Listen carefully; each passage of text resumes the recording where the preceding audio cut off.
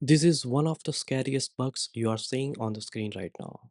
State changing between nodes, you don't get any errors, you don't see anything in logs either. States just get overwritten and some keys quietly disappear. Let's look at three really painful bugs today and see how you can fix them. So on the screen, we are seeing the first bug. We have two state variables, messages and user preferences. The user preferences variable is a Dict type and we don't have any reducer here. So if you are using a plain Dict state variable in your LangGraph code, you have to be careful. Let's see why. Here we have two nodes that set the user preference variables. One is setting language and the other one is setting the theme. We are building a state graph using one state and these nodes. The graph is sequential. First, it sets the language and then theme. Now, let's see what happens when we invoke this graph. Here, we are building the graph and invoking it with empty messages and an empty tick.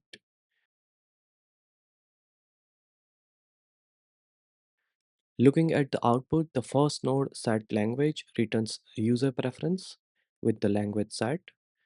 In the next node set theme, it returns theme as dark. Our expected result is that both language and theme should be set, but somehow language is dropped. This happened because there is no reducer.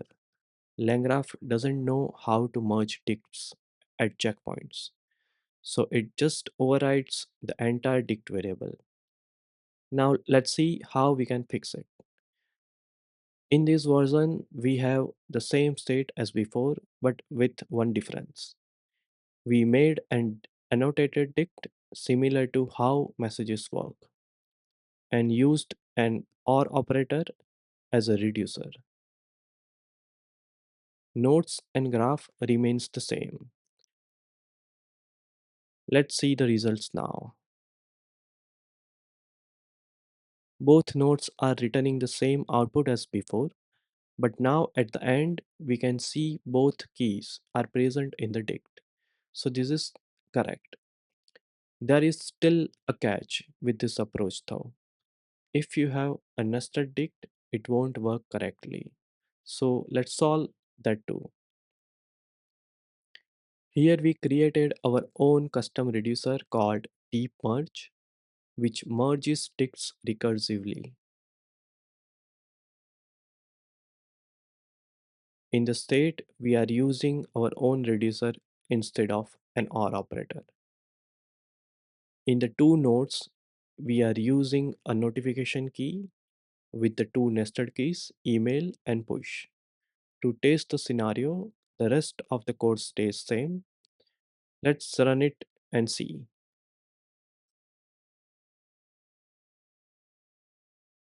Both email and push keys are present at the end. This is the better and safer solution. So whenever you see state variables losing data silently, this is the most common culprit. Let's now look at the next bug. This one is about mid-step checkpoint corruption. LangGraph saves progress to a checkpoint after each node completes, but a node is all or nothing. If it crashes halfway, the checkpoint has no record of what the node did. On retry, LangGraph reruns the whole node from the scratch. Let's think about a real scenario. You have a node that charges a payment and then writes to a database. The DB write fails somehow. You retry the node, now the payment gets charged again. This is a really critical issue. Let's see it in code. We have a fake DB class with two methods, charge user for the payment and count to count DB entries. We have a custom error class called crash after side effect. The state stores charges and attempts. In the graph, we have a charge node method that throws an exception if crash first attempt flag is true. We are manually crashing it to create the scenario.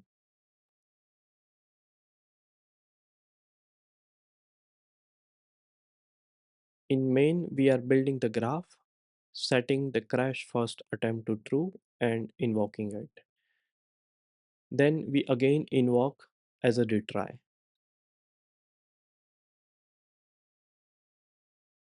Looking at the result, as expected, it crashes.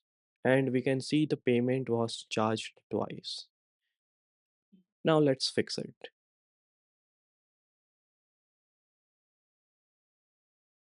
We have the same fake DB class here, but now the charge user method takes an extra argument called token.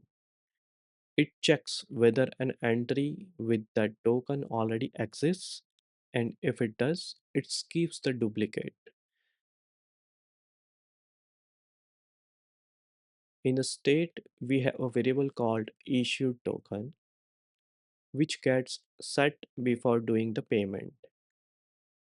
The idea is simple: issue the token first, then charge, and then do the DB operation. If the node retries, the token is already in state and the charge gets deduplicated.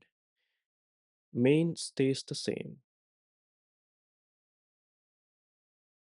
Looking at the result, the token is present in the DB rows and there is exactly one entry.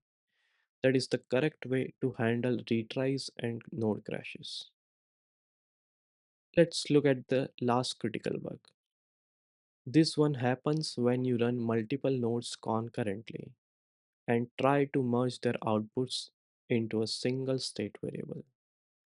Without a reducer, they overwrite each other. The latest version of LangGraph at least raises an error now, so you can catch it during development. Let's see it in code. We have a state with two variables, topic and findings. We have a researcher node that does the research on a given topic. In the graph, we have three researcher nodes doing a fan out and all connected to the end node. Running it, LangGraph throws an error. Good, at least it's a visible now. The fix is a single change. The findings variable has no reducer. We add the add reducer, which merges results into a list instead of overwriting it. Everything else stays the same. Let's run it again. All three researcher nodes results are merged into a list. That's correct. Hopefully you got this concept. That's it for this video. Three critical LangGraph state bugs: silent Dict override, retry side effect duplication, and fanout reducer conflict. All three have clean fixes, and you can run the code yourself from the repo in the description. If you found this useful, do comment and subscribe. Thank you very much.